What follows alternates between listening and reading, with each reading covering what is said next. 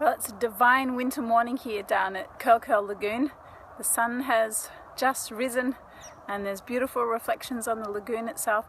Wide, expansive mud flats at the moment because the lagoon entrance is open and a lot of the water that backs up in here is washed away. So there's very bright sunshine, but we'll get a closer look at those mud flats soon. And in front of us we also have the more forest type swamp oak forest, which is also known as Casuarina glauca. So they're the trees up the top there.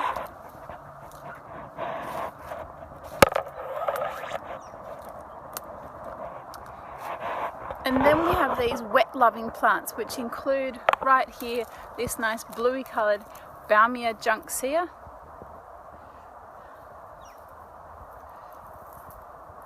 And we've got the more typical Juncus kraussei or sea rush. That's a much darker green. Let's see if we can get into its seed here. Little dark seed pods there.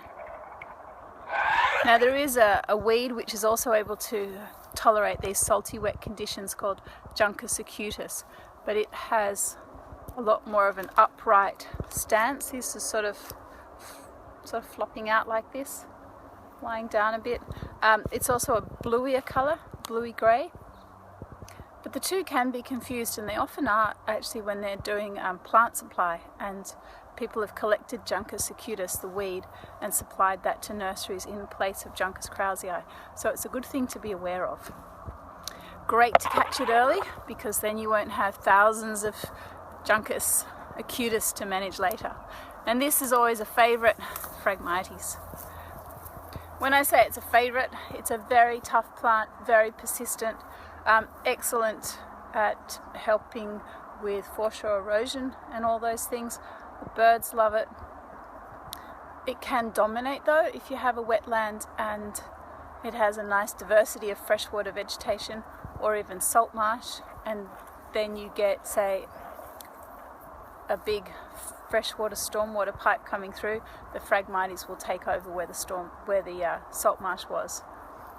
But as a plant, very useful, occurs in large swathes. See just a little bit of it here.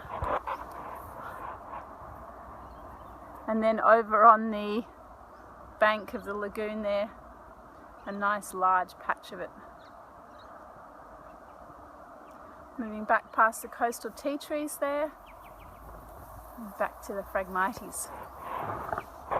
So that's just a little look at Curl Lagoon this morning. We're actually down here early because we did put out some traps last night to get the feral cats out of this area, and do monitoring as well of the other animals that are here, particularly the long-nosed bandicoots, which are in abundance, which is great. So we'll check back in later. Nothing caught tonight. Both traps just close to here had both been moved, like by an animal, and in such a way that the door shut and there was nothing inside. So we definitely have activity, and we'll be back later this afternoon and today to continue. So Curl Lagoon on the northern beaches of Sydney, Australia.